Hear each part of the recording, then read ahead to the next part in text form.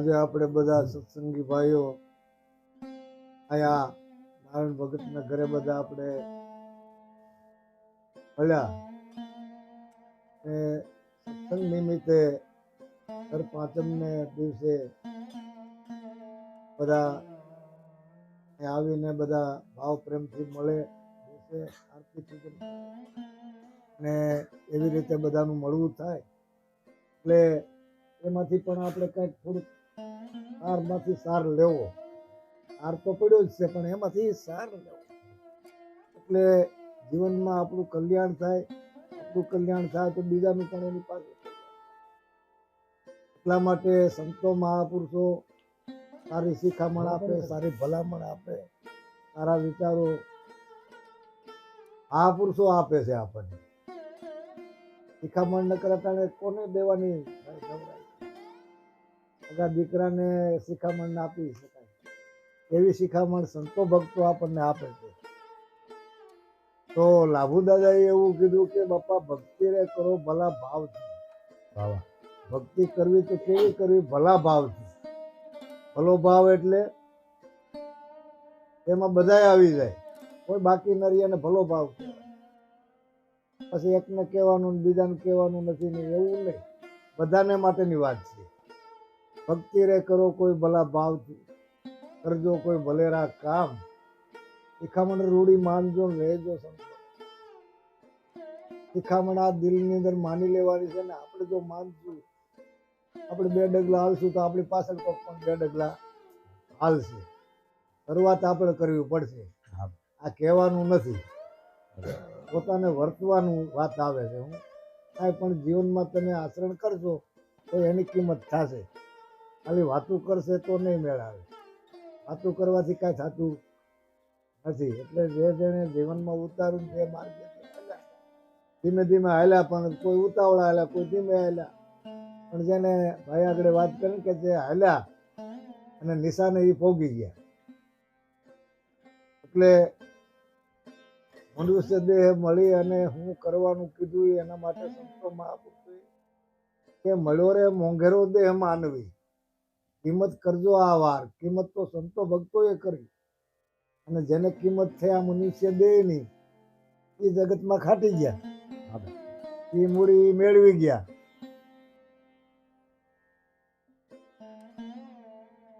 પર મેં ભટકશો નહીં ભૂલમાં, ગ્રહી લેજો કોઈ ગુરુનો આધાર.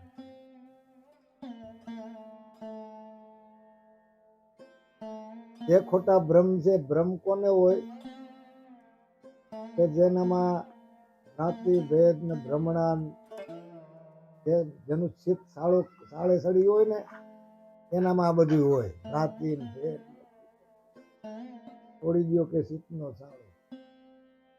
મહાપુરુષના કે વચન વિચારું, જ્ઞાન હિમાલયમાં મનને ગાળો. મન બીજે ક્યાંય ગળશે નહીં. ગમે ત્યાં તમે જાઓ તમારું મન નહીં ગળે. ભલે ગમે મેળામાં જાઓ કે તીર્થમાં જાઓ, મન સ્થાન ઉપર જાઓ, પણ તોય તમારું મન ત્યાં વિરામશે નહીં. તમે સમુદ્ર કિનારે જાઓ તો પાણી જ હોય, જેટલું જોવો એટલું પાણી જ દેખાતું હોય, પણ તોય મન એમાં ન સમાય. સમુદ્રમાં આ મન સમાય નહીં. એને એમ તો હોલે કાંઠે છે હું હોય છે. આ મનને એવું છે. એટલે મન સૂક્ષ્મ છે પણ વિરાટ છે. એનું મન મોટું હોય ને ભાઈ, આપણે ઝીણું કેવું નાનું એવું આપણું મન કેટલું. હા, સંતોના મન મોટા વિશાળ હતા. એના મનમાં ગમે એટલું આવ્યું કોઈ હમાઈ ગયું. જેમ સાગરની અંદર નદીઓ આવે ગમે એટલી, તો એને કોઈ ના ન પાડ્યો કે આમાં હવે આમાં માગ નથી એવું કીધું સાગરે. તો ગમે એટલા જગતના વ્યવહારો જે તે બધા ક્યાં આવરણો આવ્યા તમે થયું, પણ એણે એનો માર્ગ મૂક્યા નહીં. એ માર્ગે હાલ્યા જ ગયા તો એ ધામમાં પહોંચી ગયા. એટલે ભક્તિ રે કરો કોઈ ભલા ભાવથી, કરજો ભલેરા કામ. શિખામણ રૂડી દિલ માનજો રહેજો. સંતોનું ધામ એટલે જ્યાં સત્સંગ થતો હોય, જ્યાં ભજન, જ્યાં કાયમ માટે આનંદ હોય, કોઈ જાતની કલ્પના ન હોય, અને સંતોનું ધામ કહેવામાં આવે. બાકી તો આપણે તો કલ્પના વાળા છે. અરે ભાઈ નો કીધું કલ્પના, આપણે કલ્પો એમ થાય પણ એ તમે જો કરોડો કલ્પ વૃક્ષ કરતા ગુરુ અધિક છે, આવું જો નક્કી થઈ જાય તો માગવા પણ રહેતું નથી ભાઈ સાહેબ. વાહ વાહ. કરોડો કલ્પ વૃક્ષ કરતા ગુરુ તત્વ મહાન છે એવું જો નક્કી થઈ જાય તો આ જીવનના બધે દોડધામ મટી જાય. પણ જવું છે ને પણ જવું છે ને અહીંયા જ્ઞાન તો હારો તો આવ્યો જ નહીં ભાઈ, તો જવાનું તો પાછું રહ્યું જ. ઓલાને જવાનું મટી જાય ભાઈ, એને નક્કી પણ થઈ જાય. એટલે રહી લેજો કોઈ ગુરુનો આધાર, જો ગુરુનો આધાર હશે ને તો એ જીવ ભટકશે નહીં ભાઈ, સ્થિર થઈ જાય. ભટકાર કોને છે? જેને સ્થિરતા નથી એને ભટકવાનું. હા, એટલે ગ્રહી લેજો કોઈ ગુરુનો આધાર. તો આશા વેપારી તો મારા સંત છે કે સદગુરુ સંત છે, સદગુરુ દીનદયાળ. પણ મનુષ્ય ન લેખો એને પ્રાણિયા નહીં તો નકામો બાર. તો એને માણા તેમ માનશો કે આ તો માણા છે. કોઈ નાતાના ભાવમાં રહી ગયા, કોઈ જાતના ભાવમાં રહી ગયા, કોઈ દેહ ભાવમાં રહી ગયા, કોઈ એના કર્મો દોષ જોયા. એટલે કીધું કોઈએ કે ગામમાં ગુરુ, પાદર ગંગા, ઘરમાં માણસ હોય દેવ. આટલાની પ્રતિજ્ઞા ન પડે એમ સાખી કે સુખ છે? આ એમ જો આપણે ભેગા થાય ગામમાં ગુરુ હોય તો ગુરુનો મહિમા ન રહે. આ એમ ભેગા થાય ને એટલે એનો દેહ દેખાય, એના કર્મો દેખાય, વળી જાતિ દેખાય. એટલે એ સમયની અંદર એ લોકો ઘણા જ વાત કરતા કે ભાઈ અમે તો બાપાની હારે બેસતા ઉઠતા, છતાંય કે અમે રહી ગયા. કારણ કે એને દોષ દેખાણો, જાતિ દેખાણી, એટલે એ ઓળખી ન શક્યા. પણ ક્યારે ઓળખાય? જો તમારી કમાઈ પડેલી ઓળખાય. પૂર્વજન્મની જો કમાઈ પડી હોય તો તમે એ હંસને ઓળખી શકો. ને એ જે હંસ છે એ આમાં જીવને પણ ઓળખી જાય. પૂર્વના કેમ જાણી આદિના ભેગા હોય, પહેલી વખત ભેગું થવાનું થાય એટલે એને એમ થઈ જાય કે આપણે તો જૂનો નાતો. જૂનો નાતો એવી રીતે તમને થવા માટે કે આપણે આ ભેગા જતા એવું લાગે ને. નોખા પડો તો તમને એમ થાય કે આપણે યોગ થાય. જે યોગ હોય ને યોગમાંથી પાછું યોગ થાય ત્યારે માણસને દિલ ભરાઈ જાય. દિલ ભરાઈ જાય ત્યારે માણસની આંખમાં આંસુ આવી જાય. એક આંસુ ક્યારે આવે? એક વિયોગ થાય ત્યારે, એક બહુ ઝાઝા સમય મળે ત્યારે. યોગ અને વિયોગ. એટલે સંતો મહાપુરુષોએ કીધું કે ભાઈ જવા માટે જે ત્યાર હોય ને એની ભેગો સંદેશો સંતોય મોકલો. કે જીવણ બાપાએ કીધું કે સાયાજીને કહેજો રે આટલી મારી વિનંતી. કોને કીધું? સાયાજીને કહેજો, જઈને કહેજો કે આટલો મારો સંદેશ. જે જાનાર છે ને એની ભેગો સંદેશ. જાનાર એટલે કોઈ જાનાર હોય એની ભેગો મોકલાય ને. આ ભલાના ભાઈ જાય છે ભાઈ મારું. તો કે સાયાજીને મળવા રે હાલો સખી થઈ. સૂન તો હાથ કીધા છે પણ ક્યાં સૂનમાં જવું? અને ક્યાં સૂનમાં આપણે સાયાજી ભેગો થાય? વાહ વાહ ભાઈ ક્યાં હાથ સૂન છે બહુ જાજી બધી તો આપણને ખબર ન હોય. પણ સંતો મહાપુરુષો તું સહજ સૂન ની અંદર લાગી જાય, એમાં વિયોજન તો સાયાજી મળશે. એ સહજ સૂન ની અંદર રહીએ. ત્યાં સંતોએ પણ સાબિતી આપી કે સહજ સૂન કે પરમહંસ કાય વાસા, નિરાધાર નિર્વાણ કબૂલ ન હોય નાસા. પણ કરમ બરમ કો છોડ દે કર સતગુરુ કી સેવ. જો શાન સમજી લે સદગુરુ કી તો અવર નથી બીજો કોઈ છે. એ ગુરુ ગમ તને ખોજો રે. એનું ઠેકાણું પાકું બતાવ્યું ક્યાં રહીએ છે ને ક્યાં સૂનમાં રહીએ છે. પેલા કે 12 પરા છે સૂનમાં. આ ગામમાં હોય સૂનમાં 12 પરા ન હોય. અમરેલી ભાષામાં એક 12 પરા. 12 પરા ક્યાં ઓલું 12 પરા કીધું એને બદલે 12 પરા કરી. કેટલું ઓલું શબ્દનો આખો તો સમજતા એને ખબર પડે. શબ્દનું જેને જ્ઞાન હોય બાપભાઈ એને આ ખબર પડે. તો કે સાયાજીને મળવા રે હાલો સખી જાય સૂનમાં. તો સર્વે સાયરી પહેરી લ્યો ભગવો. ભગવો એટલે કઈ બધાને કપડા પહેરી લેવાનું એવું થોડું, પણ એવું તમારું મન એવું રંગાઈ જવું જોઈએ.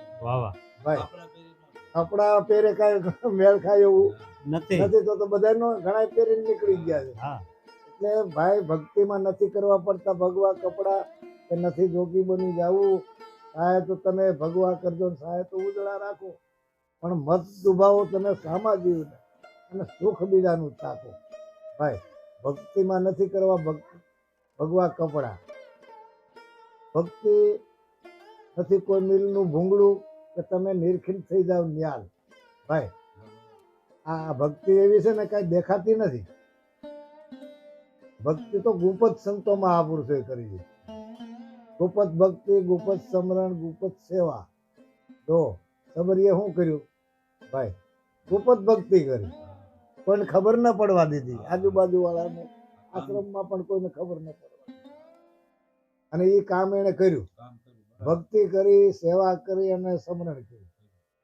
ભાઈ એટલે ભક્તિ એવી છે ને, ભક્તિ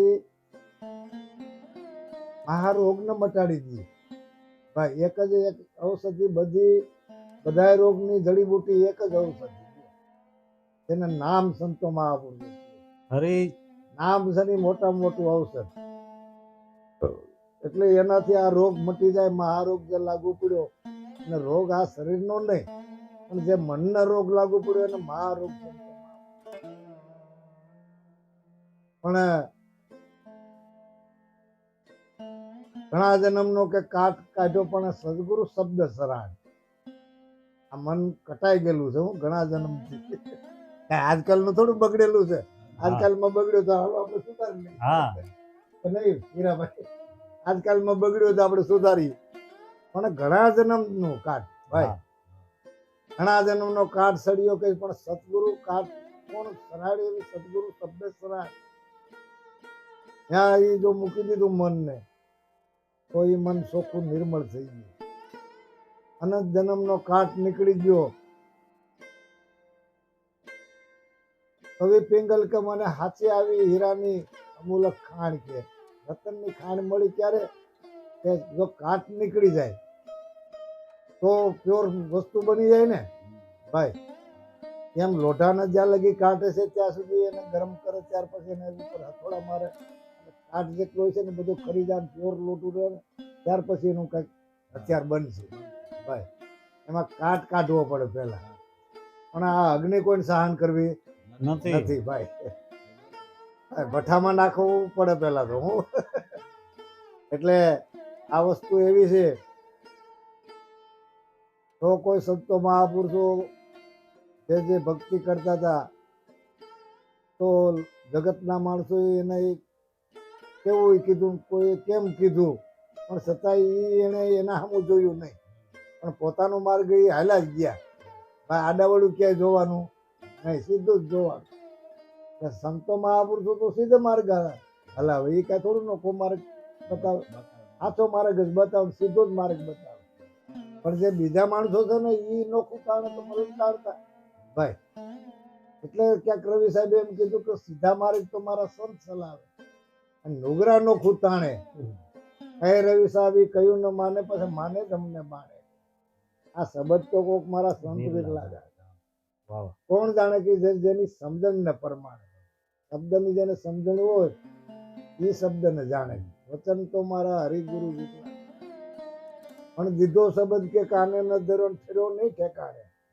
ઠેકાણું તો ત્યાં નહીં ઠેરો, બીજા જાય ત્યાં ઠેરો કોઈ નહીં ભાઈ. પેલા ગુરુજી ને શિષ્ય કર્યો એટલે થોડોક સમય ભેગો રહ્યો, પછી કહેવાય મારે બાપુ કે બરાબર નથી મેળવતો, મારે જ કહો બીજા ગુરુ કરવા છે. એટલે ગુરુ કરવામાં હજી મારા ઘણા ભાઈ. જીવન દાદા કે 18 ગુરુ નહોતા કર્યા. આ તો લઈ હાલ્યા છે મારા. કેવું પડે આપણે તો કે ભાઈ